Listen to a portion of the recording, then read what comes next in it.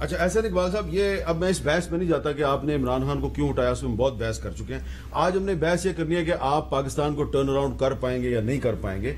तो इसमें जो आज आपने कॉन्फ्रेंस की है, इसमें आपका फोकस क्या है? कौन से सेक्टर्स पर, शोबों पे आपने फोकस किया है कि वहां पर आपने रिफॉर्म्स लेके आनी है और पाकिस्तान को आपने कम से कम 6 महीने में तब्दीली का प्रोसेस जो है उसको शुरू कर देना है? देखिए, एक मैं सिर्फ बात कहूंगा जो चित्राली साहब कह रहे हैं कि ये इंतजार करते, देखिए कि ये एक साल में सियासी तौर पे मर जाता। खतरा ये था कि सियासी तौर पे तो मरता लेकिन मुल्क और मईशत को भी मार देता।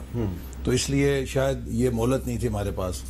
और जो फैसले अब हम कर रहे हैं वो हम ये नहीं कि अपने पास से कर रहे हैं, IMF के साथ हमारा मुआहदा करने को जो दिल चाहने की या ना चाहने की बात नहीं है। इस वक्त जो पाकिस्तान की मुआशी सूरत हाल है, अगर आप IMF से रास्ता तोड़ते हैं तो आप पूरे बैनुल अक़वामी जो मालियाती निज़ाम है उससे अगर निकलते हैं तो आपकी सारी फॉरेन इन्वेस्टमेंट पे क्या असर पड़ेगा, आपका पॉलिटिकल रिस्क कहाँ जाएगा, आपका रुपया जो है किस कदर तेजी से पता नहीं 250-300 रुपये कहाँ पे जाके अटकेगा, उसका महंगाई पे क्या असर पड़ेगा।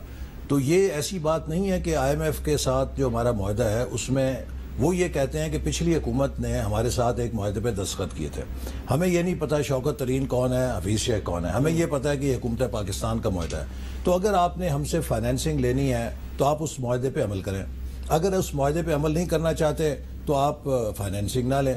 अच्छा, आप फाइनेंसिंग नहीं लेते, उसका मुतबादिल क्या है? पाकिस्तान को इस वक्त बैलेंस ऑफ पेमेंट के लिए ज़र मुबादला की जरूरत है और ये एक सस्ता तरीन कर्जा है जो हम हासिल कर सकते हैं जिससे कि हम बैंकरप्सी से बच सकते हैं। दिवालिया होने की एक बहुत बड़ी अपनी कॉस्ट है, या तो फिर 2-3 साल के लिए हम तहिया कर लें। वैसे हम डिफॉल्ट होने से बच गए आप? जी अल्हम्दुलिल्लाह। मेरा ख्याल है कि जैसे आज वजीर खजाना ने कहा कि वो जो हम रेड जोन की तरफ जा रहे थे उससे हम वापस आ गए हैं। अब जो अगला चैलेंज है हमने मुस्तहकम करना है। आपने जो सवाल किया था, आज वजीर आजम ने भी इसकी निशानदेही की, मैंने भी अपनी तकरीर में की। हमारे जो प्रायोरिटी सेक्टर्स हैं, जब एटमी धमाका लगा था तब भी हमें ज़राअत ने बेल आउट किया था। ज़राअत एक ऐसा शोबा है जो 6 महीने के अंदर आपको रिटर्न दे देता है। आज आप पॉलिसी ठीक करेंगे, अगली पैदावार के ऊपर फसल की आपको उसका नतीजा आ जाएगा। तो लिहाजा एक जो हम टॉप प्रायोरिटी कर रहे हैं वो एग्रीकल्चर पे कर रहे हैं और इसके लिए हमने बजट में एग्रीकल्चर के आज कोई वर्किंग ग्रुप था जी, एग्रीकल्चर के ऊपर वर्किंग ग्रुप था, उसने तजावीज़ किए हैं। दूसरी तरफ जो हमारा असल चैलेंज है वो एक्सपोर्ट्स का है।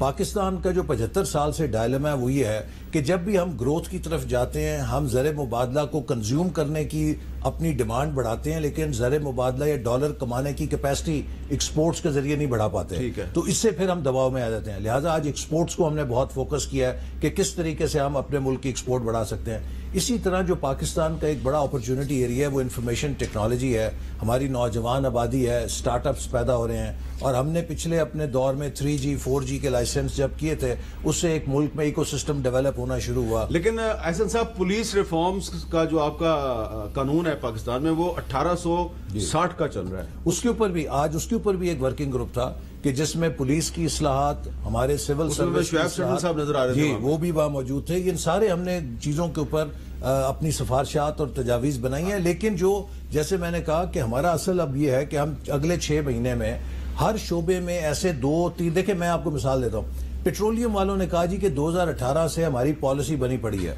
वो कभी कभी जब भी तैयार होने लगती है स्पेशल असिस्टेंट बदल जाता था, अच्छा अब नया आएगा, वो बनेगा, वो करेगा। वो कहा जी आप ये हमारी पॉलिसी बना दें, उससे हमारे पूरी इंडस्ट्री में क्लैरिटी आ जाएगी, इन्वेस्टमेंट आनी शुरू हो जाएगी। वो पॉलिसी रुकी हुई 4